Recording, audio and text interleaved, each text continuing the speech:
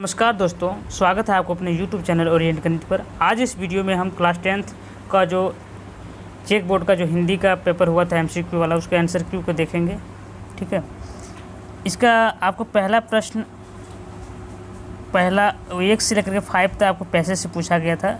इसमें हम पैसेज को नहीं पढ़ेंगे, इसमें सिर्फ अभी आंसर क्यू को देखेंगे। ठीक है, और इसमें आप मिला लीजिएगा, इससे आपको पता चल जाएगा कि कितने आंसर हमको सही हुआ है और कितने मार्क्स मिलने वाले हैं। ठीक है, तो इसका क्वेश्चन नंबर 1 है, साहस की सबसे बड़ी क्या होती है? तो साहस की सबसे बड़ी ज़िंदगी होती है ना। तो इसका राइट ऑप्शन है ऑप्शन 2।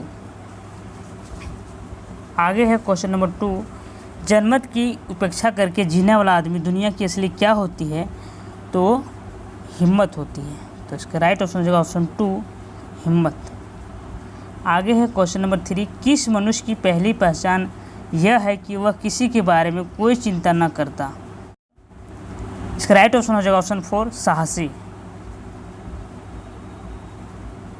आगे है क्वेश्चन नंबर 4, जनमत शब्द कौन समास है? तो जनमत शब्द जो है वह तत्पुरुष समास है ना। जनमत शब्द जो है तत्पुरुष समास है। नेक्स्ट क्वेश्चन है क्वेश्चन नंबर 5, अड़ोस पड़ोस को देखकर चलना यह कैसा जीव का काम है? तो यह साधारण जीव का काम है। इसका राइट ऑप्शन हो जाएगा ऑप्शन 1, साधारण। आगे है इसका निर्देश दिया हुआ, प्रस्तुत पदांश को ध्यानपूर्वक पढ़कर प्रश्न संख्या 6 से 10 तक के लिए सही विकल्प का चयन करें। तो इसका क्वेश्चन नंबर 6 है, हंस लो 2 क्षण खुशी मिली वरना जीवन भर क्या है? तो जीवन भर क्रंदन है। ठीक है, तो इसका राइट ऑप्शन हो जाएगा ऑप्शन 2, क्रंदन। आगे है क्वेश्चन नंबर 7, दूर तलक किसकी गाथा है? तो दूर तलक धरती की गाथा है। तो इसका राइट ऑप्शन हो जाएगा ऑप्शन 4, धरती। ठीक है, आगे है क्वेश्चन नंबर 8, नील गगन का एक शब्द क्या होगा? तो वो नीलांबर होगा। तो इसका राइट ऑप्शन हो जाएगा ऑप्शन 2, नीलांबर। आगे है क्वेश्चन नंबर 9, खिलता फूल क्या हो जाता है? तो म्लान हो जाता है। तो इसका राइट ऑप्शन हो जाएगा ऑप्शन 1, म्लान। आगे है क्वेश्चन नंबर 10, जब सावन घन घिर जाते हैं तब कौन छिप जाता है? तो शशि छिप जाता है। तो इसका राइट ऑप्शन हो जाएगा ऑप्शन 2, शशि। आगे है क्वेश्चन नंबर 11, निम्न में किस वाक्य में आकर्मक क्रिया है? ठीक है, तो ये खंड ख का है, ये व्याकरण पाठ है।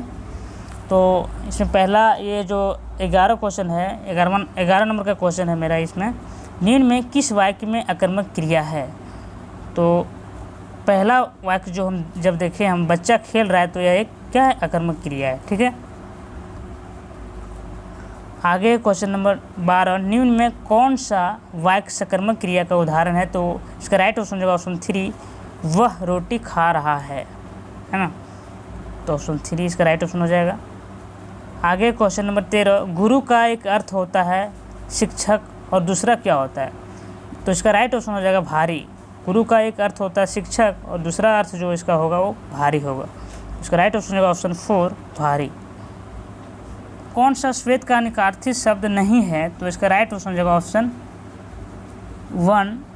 1 हो जाएगा श्याम। ठीक है, आगे क्वेश्चन नंबर 15, आजीवन कौन सा समास है? तो आजीवन जो है एक अव्ययीय भाव समास है। ठीक है, अव्ययीय भाव समास है। उसका राइट ऑप्शन होगा ऑप्शन 2।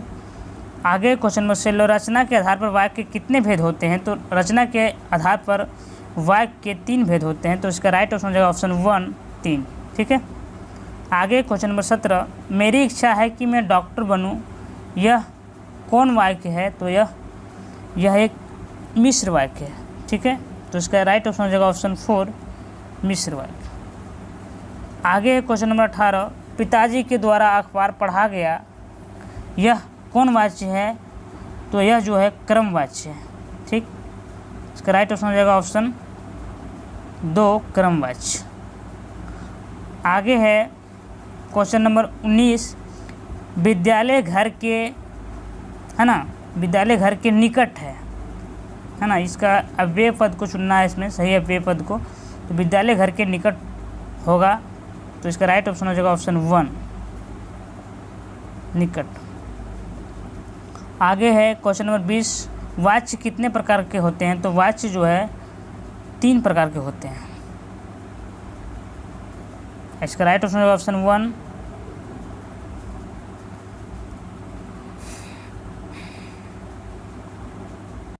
आगे है खंड ग। खंड ग जो है वो पाठ्य पुस्तक से लिया गया है और इसमें आपको 21 नंबर से 24 नंबर तक आपको इसमें आंसर देना है। तो ये जो है पदांश दिया हुआ है वो फसल कविता से लिया हुआ है। तो इसका देखिए, इसका क्वेश्चन नंबर 21 में है उपयुक्त पदांश के कवि कौन है? तो इसके कवि जो हैं वो नागार्जुन है। तो इसका राइट ऑप्शन हो जाएगा ऑप्शन 2 नागार्जुन। ठीक है। आगे है क्वेश्चन नंबर 22, फसल किसका जादू है? तो फसल नदियों के पानी का जादू है। तो इसका राइट ऑप्शन हो जाएगा ऑप्शन 3 नदियों का पानी का। आगे क्वेश्चन नंबर 23, फसल किसका गुणधर्म है? तो फसल जो है मिश्रित मिट्टी का गुणधर्म है। तो इसका राइट ऑप्शन हो जाएगा ऑप्शन 2 मिश्रित मिट्टी का। नेक्स्ट है क्वेश्चन नंबर 24, फसल किसका रूपांतरण है? तो फसल जो है सूरज की किरणों का रूपांतर है। तो इसका राइट ऑप्शन हो जाएगा ऑप्शन 3 सूरज की किरणों का। नेक्स्ट है क्वेश्चन नंबर 25, सूरदास की काव्य भाषा है। तो सूरदास की काव्य भाषा ब्रज भाषा में है। तो इसका राइट ऑप्शन हो जाएगा ऑप्शन 2 ब्रज भाषा। भाग्यवान कहा, है ना। नेक्स्ट क्वेश्चन है क्वेश्चन नंबर 26, गोपियों ने किसे भाग्यवान कहा? तो उद्धव को कहा। तो इसका राइट ऑप्शन हो जाएगा ऑप्शन 1 उद्धव को। ठीक है। आगे है क्वेश्चन नंबर 27, उत्साह कविता में कवि ने किसे गरजने को कहा? तो उत्साह कविता में कवि ने बादल को गरजने को कहा। तो इसका राइट ऑप्शन हो जाएगा ऑप्शन 2 बादल को। नेक्स्ट है क्वेश्चन नंबर 28, विकल विकल उन्मन थे उन्मन पंक्ति किस कविता की है? तो ये जो पंक्ति है वो उत्साह कविता की है। तो इसका राइट ऑप्शन हो जाएगा ऑप्शन 1 उत्साह। नेक्स्ट है गद्यांश को ध्यानपूर्वक पढ़कर प्रश्न संख्या 29 से 32 तक के लिए सही उत्तर का चयन कीजिए। तो यह एक पैसेज दिया हुआ है जो आपको पाठ्यपुस्तक से लिया गया है। ठीक है। तो इसका जो है 29 नंबर क्वेश्चन है, प्रस्तुत गद्यांश के लेखक कौन है? तो ये जो आपका जो पैसेज लिया हुआ है, जो गद्यांश लिया हुआ है, तो ये है नेताजी का चश्मा से लिया हुआ है। तो इसका जो गद्यांश का जो लेखक है वो कौन है भाई? स्वयं प्रकाश है। ठीक है। तो इसका राइट ऑप्शन हो जाएगा ऑप्शन 1 स्वयं प्रकाश। आगे है क्वेश्चन नंबर 30, हवलदार साहब को क्या अच्छा नहीं लगा? तो हवलदार साहब को पान वाले के द्वारा एक देशभक्त का मजाक उड़ाया जाना अच्छा नहीं लगा। तो इसका राइट ऑप्शन हो जाएगा ऑप्शन 2। आगे है क्वेश्चन नंबर 31, बूढ़ा मरियल सा लंगड़ा आदमी कौन था? तो वह कैप्टन था। ठीक है। तो उसका राइट ऑप्शन हो जाएगा ऑप्शन 3 कैप्टन। आगे क्वेश्चन नंबर 32, कैप्टन क्या काम करता था? तो कैप्टन जो है चश्मा बेचता था। तो इसका राइट ऑप्शन हो जाएगा ऑप्शन 4 चश्मा बेचता था। ठीक है। क्वेश्चन नंबर 33 है, बालयोगिन भगत किस प्रकार का पाठ है? तो बालयोगिन भगत जो है वो रेखा चित्र है ना। नेक्स्ट है क्वेश्चन नंबर 34, बालयोगिन भगत किस कद के आदमी थे? मंझले कद के आदमी थे, है ना। तो इसका राइट ऑप्शन हो जाएगा ऑप्शन 4 मंझले कद। आगे है क्वेश्चन नंबर 35, बालगोविंद भगत साहब किनको मानते थे? तो वो कबीर को साहब मानते थे। तो इसका राइट ऑप्शन हो जाएगा ऑप्शन 1 कबीर को। नेक्स्ट है क्वेश्चन नंबर 36, बालगोविंद भगत की संगीत साधना का चरम उत्कर्ष किस दिन देखा गया?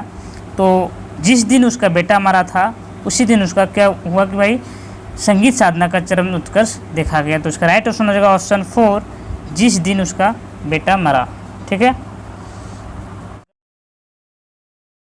क्वेश्चन नंबर 37 है, प्रस्तुत गद्यांश के लेखक कौन है? तो शिव पूजन सहाय है। तो इसका राइट ऑप्शन हो जाएगा ऑप्शन 1 शिव पूजन सहाय। नेक्स्ट है क्वेश्चन नंबर 38, कड़वा तेल किस तेल को कहते हैं? तो ये सरसों तेल को कहा जाता है कड़वा तेल, ठीक है। तो राइट आंसर ऑप्शन 4। और आगे क्वेश्चन नंबर 39, लेखक की माँ काजल कहाँ लगाती थी?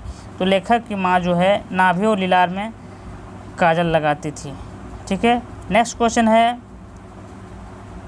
लेखक किसकी गोद में सिसकते सिसकते बाहर निकलते थे? तो बाबूजी के गोद में। तो राइट आंसर होगा ऑप्शन 1, बाबूजी के गोद में। ये थे हिंदी के MCQ प्रश्न। और अगर आपको वीडियो अच्छा लगा हो तो प्लीज़ वीडियो को लाइक करें, चैनल को सब्सक्राइब करें।